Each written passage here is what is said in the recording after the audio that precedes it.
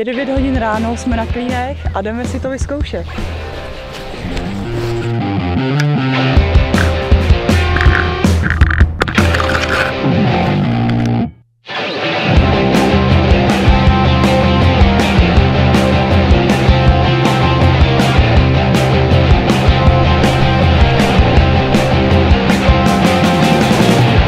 Takže ve sportareálu Klíny máme přes 2 km sjezdových tratí, červené a modré obtížnosti.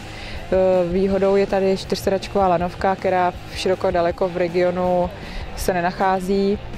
A naše sjezdovky jsou kompletně zasněžitelné, takže i v případě nepříznivého počasí můžeme lyžovat, pokud mrzne.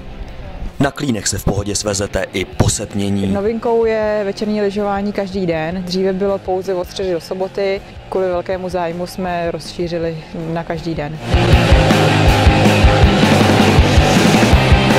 Další novinkou pro letošní sezónu byl postaven Mamut bar, ski bar, kde si můžete dát bombardino, horkou čokoládu, griotku, grog, všechno možný.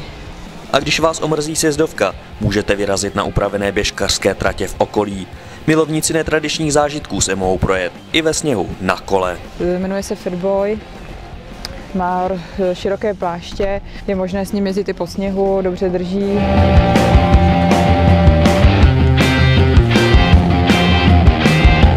Jenom pozor, na sjezdovku to s Fatboyem nezkoušejte, je to proti pravidlům. Zasněžený svah je určený pouze pro lyžaře. Klíny nabízí skvělé poježdění, tak určitě doražte.